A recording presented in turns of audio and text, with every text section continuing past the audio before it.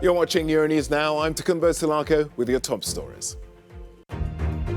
Boris Johnson reveals Britain's cost-cutting plans to send channel-crossing asylum seekers for processing in Rwanda.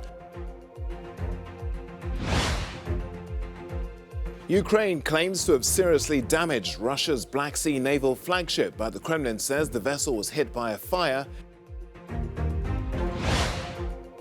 And should the European Central Bank back fiscal stimulus measures or let markets decide how to deal with the cost of living crisis? We'll talk to an economic expert about how to bring down inflation. The UK is signing a deal that would see some asylum seekers sent to Rwanda for processing. The plan is part of a new government measure to tackle undocumented immigration. For months, the UK has reportedly been negotiating plans to open processing centers in third-party countries. Both Rwanda and Ghana were said to have been considered, but Ghana denied its involvement in January. Such plans would go against the Geneva Refugee Convention, according to the United Nations High Commissioner for Refugees. The UK has recently seen an increase in the number of people trying to cross the English Channel. In 2021, 28,500 people crossed a stretch of water between the UK and France. In 2020, that number was only 1,843.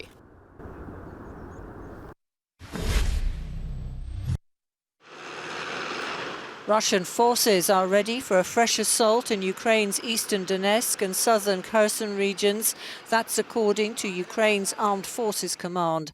A Russian troop deployment to the east has been evident for days and is in line with Kremlin-announced intentions to reprioritize the Donbass region. In anticipation of the new Russian offensive, US President Joe Biden has approved an $800 million package of military assistance. It includes additional helicopters and the first provision of American artillery. We committed from the very beginning, even before the invasion, to helping Ukraine be able to defend itself. This is of a piece of that. And this is representative of the kinds of capabilities that the Ukrainians themselves have asked for and said they need as this fighting now gets focused on the eastern part of the country. Following his earlier warning that without additional weaponry, the war will become an endless bloodbath, Ukraine's President Zelensky expressed his gratitude. A new package of defense support for Ukraine was discussed, agreed, for $800 million. Weapons, ammunition, other assistance, artillery systems, armoured personnel carriers, propellers. I am truly thankful for this support. We also agreed to tighten sanctions against Russia. But it's not just weapons being offered. At the end of a visit to Kiev, the presidents of Poland, Estonia, Lithuania and Latvia said other forms of support were needed. The future of Ukraine will be decided on the battlefield. The truth must win. Ukraine must win. In addition to military support, we must provide economic, financial and humanitarian aid. Meanwhile, those in Donetsk are preparing for the Russian onslaught. The timeline for the delivery of the extra weapons remains unclear.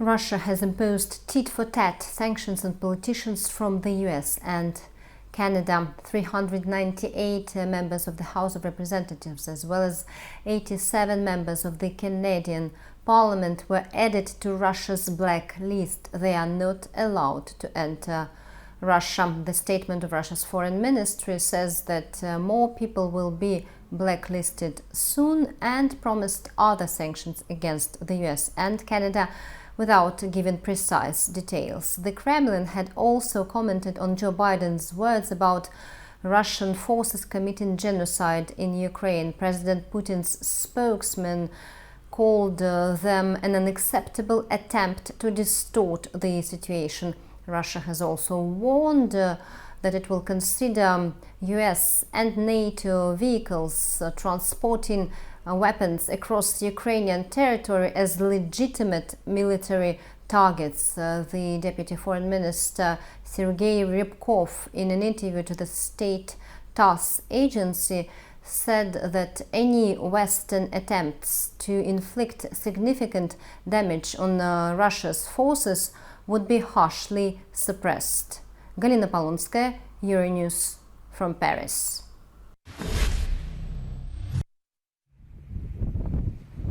The flagship of Russia's Black Sea Fleet, Moskva, has been severely damaged, though Ukrainian and Russian sources differ on the cause. A Ukrainian military source says the ship suffered severe damage after it was struck by 2 of its missiles. However, Russia's defense ministry has announced that a fire on the guided missile cruiser caused its ammunition to detonate. The ship usually has about 500 people on board. The ministry added that the crew was able to evacuate, and that an investigation is underway to determine the cause of the fire. The tension is getting higher here around Kiev. The head of the Ukrainian President's office, Andriy Yermak, said that Russians are searching for new excuse to attack the capital of Ukraine. This is an answer to a statement from the Kremlin. The Kremlin said that if Ukrainian troops attack Russian territory, the answer will be really strong, and they are preparing new attacks, including new missile attacks against Kiev. This is also an answer to a statement from the government of Belgorod. This regional authority said that Ukrainian troops destroyed a bridge that is really important, a railway bridge that is really important to supply the Russian troops that are in Ukraine, in the south of Ukraine and eastern Ukraine. So the accusations are coming from both sides, but anyway, the head of the Ukrainian President office said that Ukraine is prepared for any kind of scenario, including new attacks to the capital, Kiev. Sérgio Ferreira de Almeida in Kiev for Euronews.